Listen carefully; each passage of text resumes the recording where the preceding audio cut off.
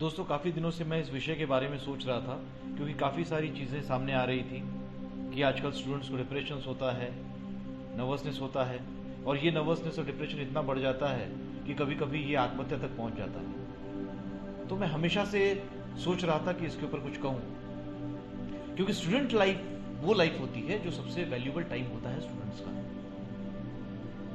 ये मौका होता है कि हम आगे जा सकते हैं, हम अपने आप को माउल्ड कर सकते हैं, बहुत कुछ किया जा सकता है।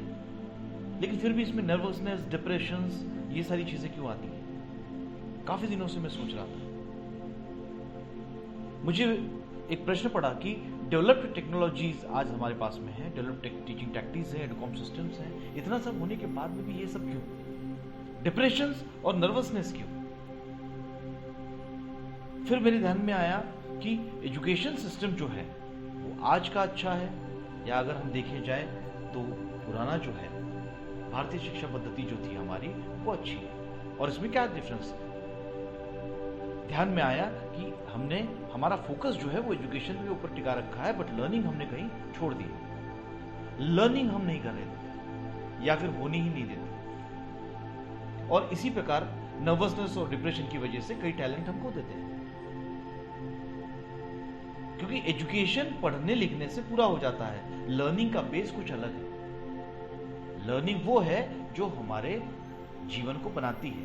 लर्निंग मतलब हम आसपास के परिवेश में जो देखते हैं उसको ऑब्जर्व करते हैं, और उससे हमारा एक दृष्टिकोण बनता है, उसे हम लर्निंग कहते हैं। लर्निंग का सबसे पहला जो मतलब सब्जेक्ट है वो है पेशेंस। हमने पेशेंस नहीं सिखाया।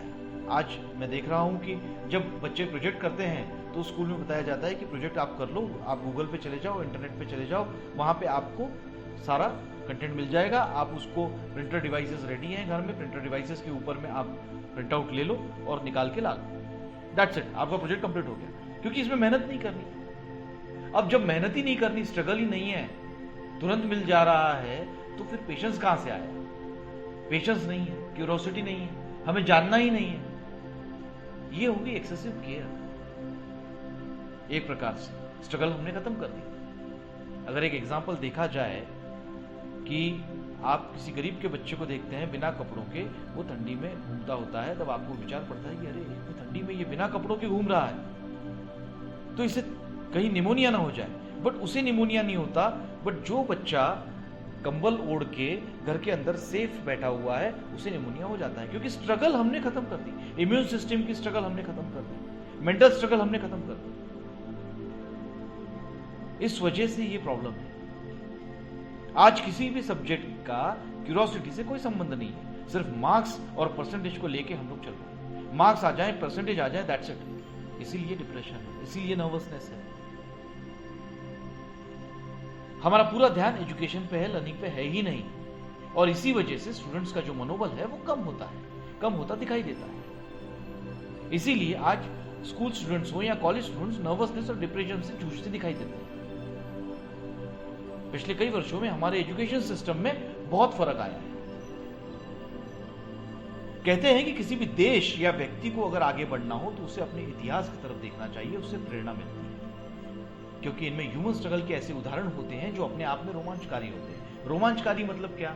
आपको पता चलता है कि एक हीरो में, एक एक्टर में क्या फर्क है। आप मूवी में जो देखते हैं वो एक्टर है, और जब हिस्ट्री में देखते हैं दैट इज हीरो। एक स्ट्रगल, एक टीम वर्क, एक पेशेंस से इतना बड़ा काम हुआ। जब आप ये पढ़ते हैं तो आप में वो चीजें इनकलकेट होती हैं। दूसरी बात, इतिहास विषय अलग रह गया। दूसरा ऐसा हो गया कि लैंग्वेज लर्निंग करना है, तो लैंग्वेज में क्या सीख रहे हैं? चाइनीज सीख रहे हैं, जापान सीख रहे हैं। जहां 15 साल के बाद जाना वो आज सीख रहे हैं। ये नहीं कि हमने कभी ध्यान दिया कि हम भारतीय भाषा सीखें, हम गुजराती सीखें, हम तमिल सीखें। क्यों? क्योंकि उन स्टेट से, उन लोगों से हमारा ज्यादा से ज्यादा कनेक्शन आता है, ज्यादा से ज्यादा सामना होता है। अगर हम अपनी भारतीय भाषाएं सीखें तो हम अपनी भारतीय भाषाओं में दिए गए ग्रंथ, दिए गए पुस्तक और दिया गया इतिहास या दी गई कोई भी चीज वो हम पढ़ सकते हैं, जो कि आज दुनिया में मानी हुई चीजें हैं।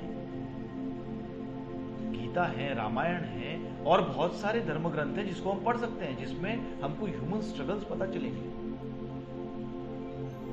लेकिन हम ध्यान नहीं देते। और इसी वजह से हमारी एक थिंकिंग डेवलप होती है बचपन से, और बड़ी नेचुरल होती है नेगेटिव थिंकिंग। नेगेटिव थिंकिंग मतलब ये होने से ये हो जाएगा, ये करने से ये हो जाएगा। पॉजिटिव थिंकिंग अननेचुरल है, उसे डेवलप करना पड़ता है, उसे डेवलप करने के लिए कोशिश करनी पड़ती है,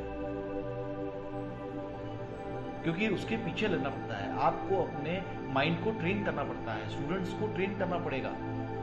और वो कहां से आएगा? लर्निंग से आएगा।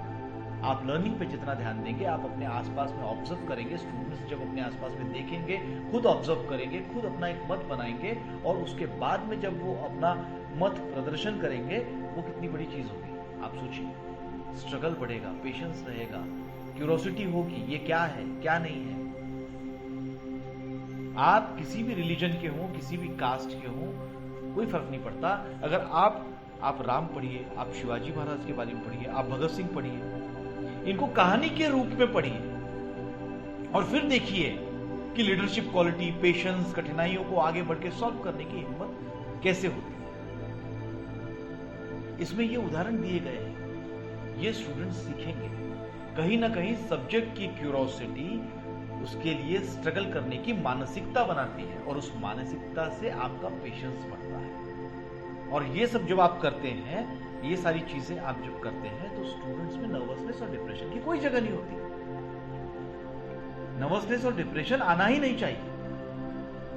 इसीलिए मेरी आप सभी से विनती है कि आप अपने स्टूडेंट्स में ज्यादा से ज्यादा, चाहे वो घर में हो चाहे स्कूल में हो, उनमें क्यूरोसिटी लाएं।